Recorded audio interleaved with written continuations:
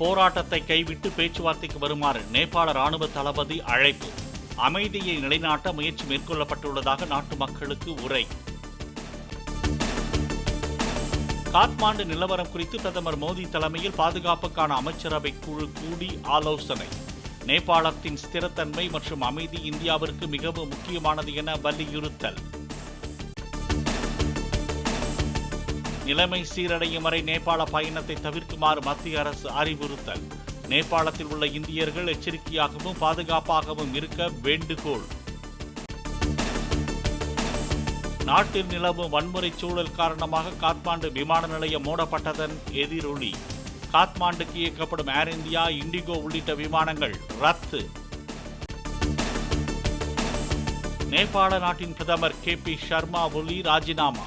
அரசு மீது ஊழல் குற்றச்சாட்டை முன்வைத்து 2ஆம் நாளாக கிளர்ச்சி நீடிக்கும் நிலையில் அறிவிப்பு.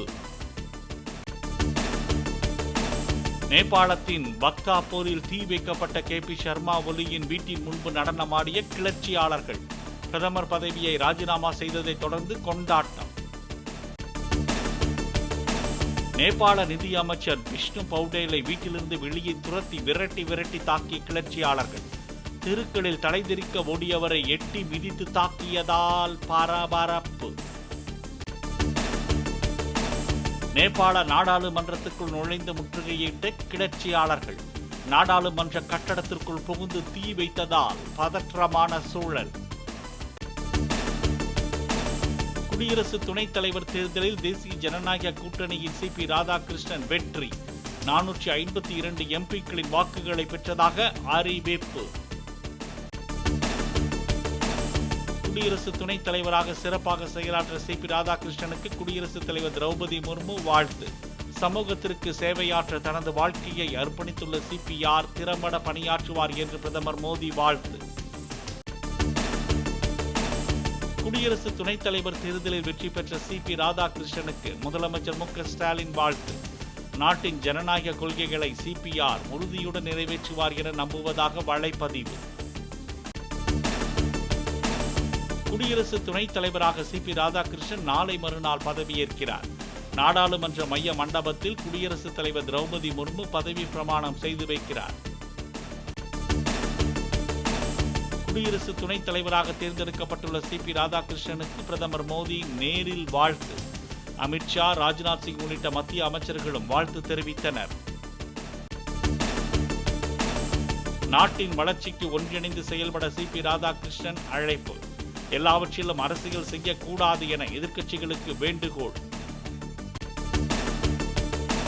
CP ராதாகிருஷ்ணனுக்கு முன்னாள் குடியரசு துணைத் தலைவர் ஜெகதீப் தன்கர் வாழ்த்து.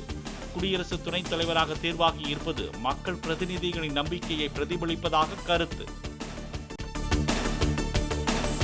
ஆபரேஷன் சிந்தூரின் போது இரவு பகலாக 400க்கும் மேற்பட்ட விஞ்ஞானிகள் உழைத்ததாக இஸ்ரோ தலைவர் நாராயணன் தகவல்.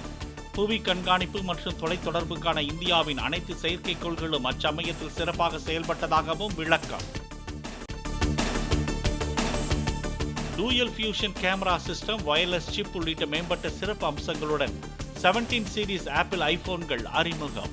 இந்தியாவில் 82,900 ரூபாய் முதல் 1,49,900 ரூபாய் வரை விலை நிர்ணயம். தமிழ்நாட்டை நோக்கி முதலீடுகள் வந்து கொண்டிருப்பதால் வலிமையாக கட்டமைப்பை ஏற்படுத்தி வருவதாக முதலமைச்சர் தகவல். 2030க்குள் $1 டிரில்லியன் பொருளாதாரம் என்ற இலக்கை எட்டுவோம் என சூளுரை.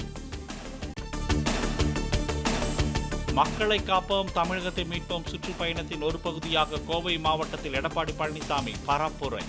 விவசாயம் பற்றி எதுவுமே தெரியாத முதலமைச்சர் ஒரு முறை கரும்பு தோட்டத்திற்கு கான்கிரீட் சாலை அமைத்து சென்றதாக சாடல். OPSம் TTV தினகரனும் NDA கூட்டணியில் இருக்க வேண்டும் என அண்ணாமலை வலியுறுத்தல். காலம் கனியட்டும், கொஞ்சம் பொறுத்திருப்போம் என்றும் மதுரையில் பேட்டி. வாரந்தோறும் சனிக்கிழமை என ஒரே ஒரு நாள் மட்டும் பிரச்சாரம் மேற்கொள்ள தாவேக தலைவர் விஜய் திட்டம். பள்ளி கல்லூரி விடுமுறை நாளை கருத்தில் கொண்டு ஏற்பாடு. வரும் 13ஆம் தேதி திருச்சி காந்தி மார்க்கெட் மற்றும் மரக்கடை பகுதியில் விஜய் பிரச்சாரம் செய்ய காவல்துறை அனுமதி. பிரச்சாரம் மேற்கொள்ள வரும்போது ரோட் ஷோ செல்லக்கூடாது என்றும் நிபந்தனை. சென்னை பெருநகர் மற்றும் புறநகரின் ஒரு சில பகுதிகளில் இன்று மழை பெய்ய வாய்ப்பு. வானம் ஓரளவு மேகமூட்டத்துடன் காணப்படும் என வானிலை மையம் தகவல். சென்னையில் ஆபரண தங்கம் சவரனுக்கு 720 ரூபாய் உயர்ந்து 81,200 ரூபாய்க்கு விற்பனை. வெள்ளி விலை மாற்றமின்றி 1 கிலோ 1,40,000 ரூபாய்க்கு விற்பனை செய்யப்படுகிறது. ஆபரண தங்கம் கிராமுக்கு 90 ரூபாய் அதிகரித்து 10,150 ரூபாய்க்கு விற்பனை. கடந்த ஒரு வாரத்தில் கிராம் தங்கத்தின் விலை 445 ரூபாய் அளவுக்கு உயர்ந்தது. வெள்ளத்தால் பாதிக்கப்பட்டுள்ள இமாச்சல பிரதேசத்துக்கு 1,500 கோடி ரூபாய் நிதி உதவி. பஞ்சாப் மாநிலத்திற்கு 1,600 கோடி ரூபாய் நிதி உதவி என பிரதமர் நரேந்திர மோடி அறிவிப்பு. பிபிசி சில்ட்ரன் இன் நீட் தொண்டு நிறுவனத்துக்கு 13 கோடி ரூபாய் வழங்கினார் பிரிட்டன் இளவரசர் ஹாரி. பிரிட்டிஷ் அரச குடும்பத்தினர் வழங்கிய மிகப்பெரிய நன்கொடை என தகவல்.